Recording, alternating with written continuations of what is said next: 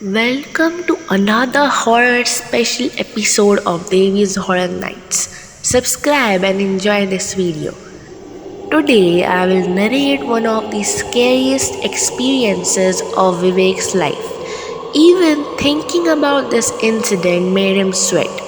His fear was amplified because of his traumatic experience when he was nearly 3 or 4 years old.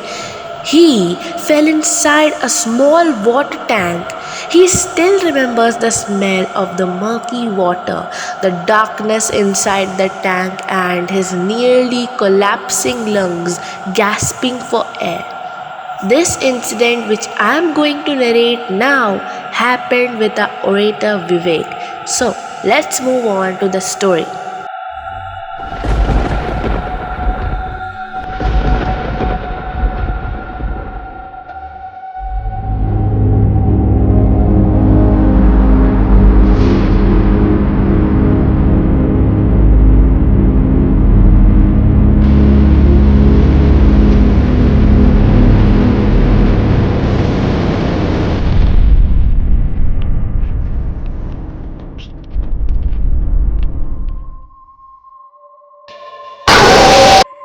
As a software engineer, Vivek had to take elevators daily.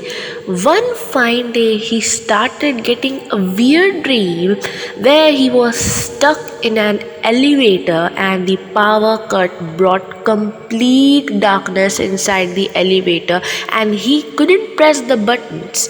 The emergency bell didn't work. The intercom was not working and he was stuck there in that gloaming. It was a very scary dream that kept on coming for the next 3 to 4 months. He was ignoring the dream every day. After a few months, all of these abruptly stopped. He was happy and thanked God for relieving him from these creepy nightmares.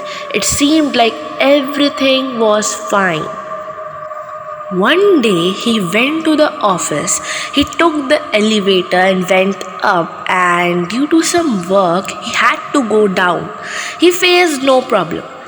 During lunch break, he didn't bring his lunch, so he had gone outside to eat something. While coming back, he boarded the lift. He was alone in that elevator. He pressed the button and the lift started moving up, and suddenly there was a zoom sound and it stopped. He was not tensed. He waited for a couple of minutes. His mind was cool till now, but his tension began to build up as the light started flickering.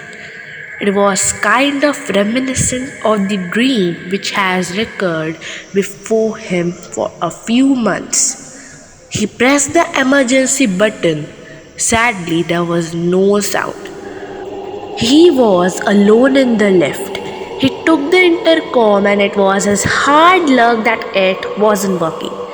It was about more than 10 minutes he was stuck in the lift, and to top it on, the light went off. It was dark. He checked his phone and luckily the network seemed feeble but still showing. He immediately called his manager and tried to explain his situation. It was again his misfortune that the manager couldn't hear his voice. Inside that pitch dark room, he was feeling claustrophobic and could hear his pacing heartbeats. He thought of sending a SOS and tried contacting security. Due to lunchtime and it being a Saturday, there was a shortage of staff. Nobody noticed that the elevators were not working. He was shivering, perspiring, and palpitating. He stayed in the darkness for more than 25 minutes. Vivek said this was the time when he recalled those dreams and understood that those dreams were warning. As Vivek stood there in the darkness, he couldn't shake off the feeling of dread that had gripped him since the elevator had malfunctioned. The air inside the confined space felt heavy and suffocating. He grabbed his phone with trembling fingers. desperate for any sign of connection to the outside world. But as he unlocked his phone, cold sweat trickled down his spine. He realized that he was not alone in the elevator. There was a suffocating silence. Now he felt unseen hands were pressing against his chest, making it harder to breathe. He began to hear whispers echoing in the silence. At first, he dismissed them as the effect of his fear-fueled mind, but soon the whispers grew louder, more distinct. He discovered that he was not hallucinating. The airy murmurs panicked him. He was choked due to the tangible weight of the hands on his chest, which was slowly moving towards his throat. In that dead silence, he waited patiently for some help. He was praying and was mentally getting prepared for any calamity. Finally, the elevator jolted back to life. The lights were on and the doors slid open to reveal the familiar sight of the office lobby. In that fleeting moment between life and death, Vivek felt a flood of emotions wash over him. Relief surged through his veins. With shaking legs, he stepped out of the elevator. The fluorescent lights seemed to burn brighter than ever before. Each step he took felt heavier than the last. He tried to push aside his fears. He knew deep down that the darkness and the presence of an unknown he had encountered in that elevator were not so easily dismissed. He made his way back to his desk. The mere thought of stepping into an elevator filled him with a sense of fear. Deep down, he knew that what he had encountered that day could not be explained away by logic or reason. From that day forward, Vivek made a decision. He would never set foot in an elevator again, and to avoid the confined spaces, no matter the inconvenience or the extra time it added to his daily routine, he opted for the stairs.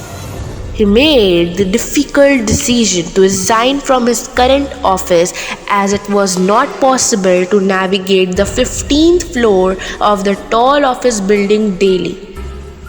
His fear of elevators had become too great a burden to bear. Seeking a fresh start, Vivek eventually found a job at another office located on the second floor. To date, elevator horror haunts Vivek. So we bid him farewell.